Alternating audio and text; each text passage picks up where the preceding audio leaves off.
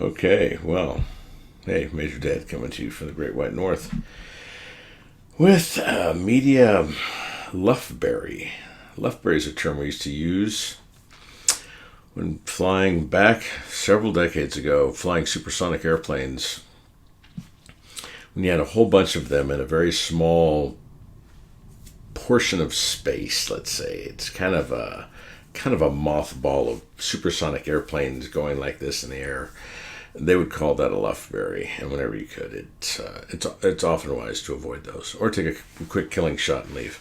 Anyways, today I was going to talk about some things that I think is important to fathers and parents in general, especially if you're homeschooling. And some of the research I've done supports my decision to homeschool my daughter. And I've also had I've had three older children from another marriage go through public school.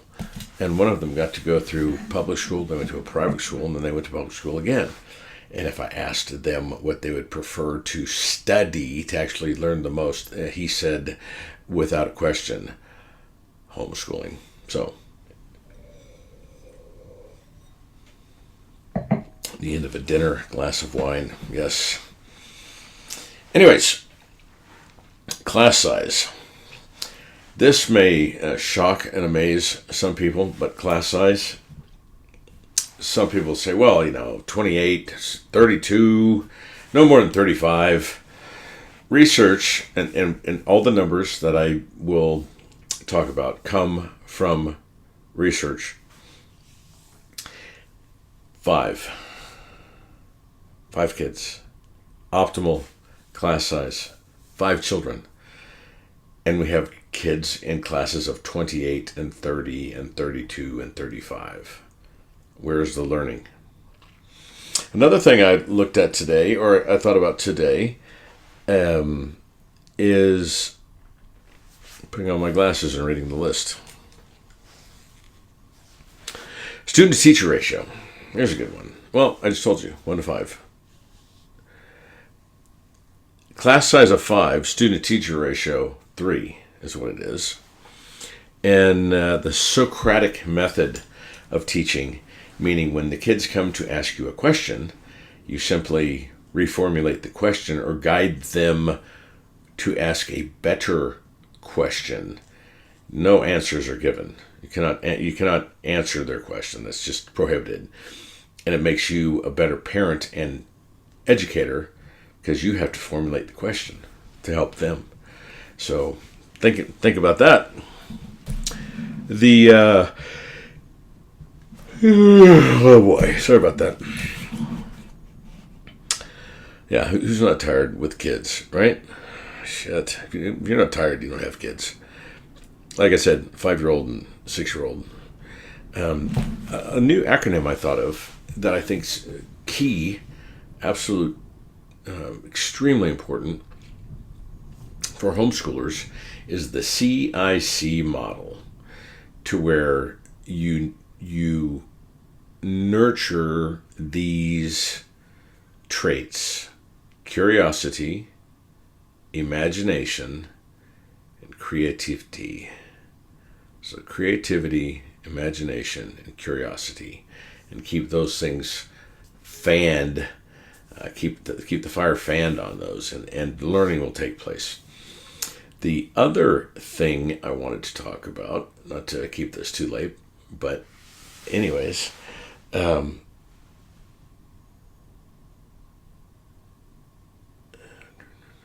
is a video, a TED Talk. It's called Hole in the Wall, and it's very instrumental in destroying one of my campaigns is just absolutely obliterate the 300-year-old teaching model that is in place right now in our public school systems. I mean, let's take a look at this. This model was designed 300 years ago to make factory workers. Okay, that's what it was designed for. Think of one other thing that you do today that people do 300 years ago, and the only thing I could think of is bodily functions. That's it. Life is not the same. When I was going through school, growing up in the 60s and 70s and 80s, and going to public school, we had to know, to be, to do, and that's an interesting model. So you had to remember a tremendous amount of data and information. That model was destroyed when this thing became part of our daily lives. It is no longer important that I know a lot of things. Yes, I need to know some basic things, and I prefer to know some very specific things. But you could ask anyone on the planet with a smartphone any question imaginable, and they could have an answer for you in a matter of seconds.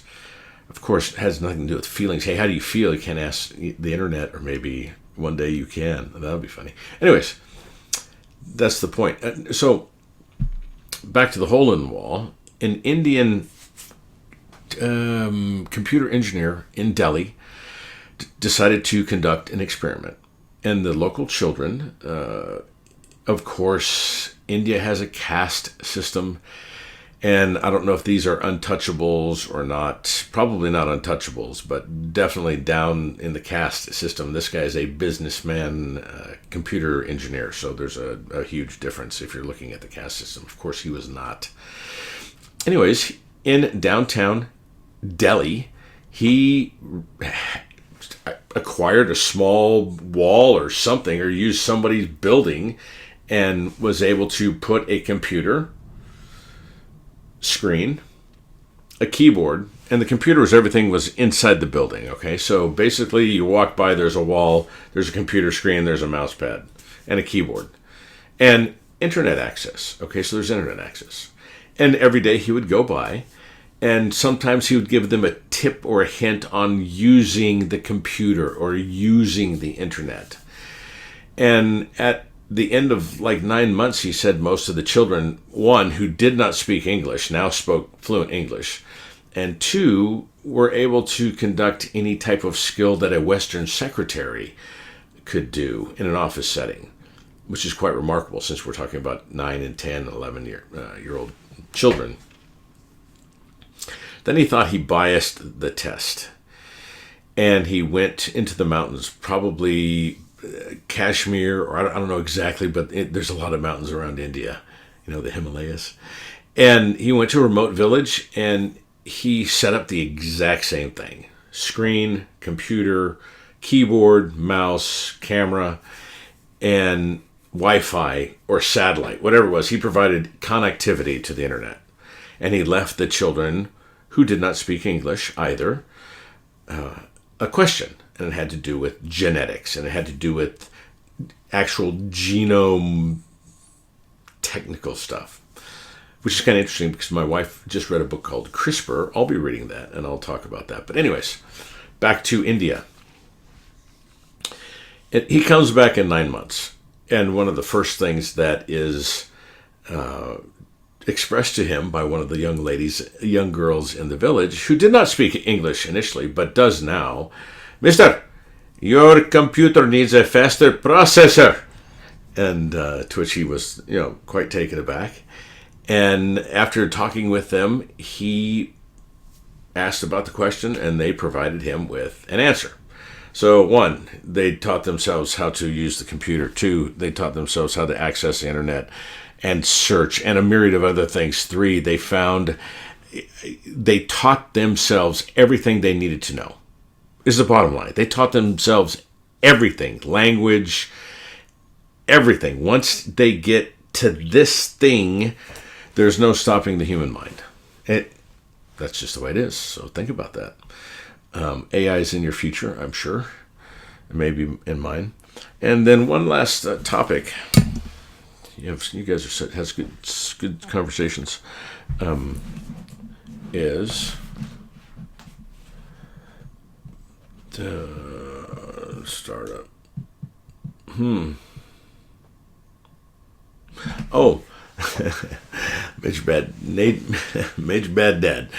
Major Dad's tip of the evening, parenting tip of the evening. As parents, you should learn to eat standing up. Okay, it's required in the skill set. So I'm going to do something here, which may or may not work, because here's the beginning.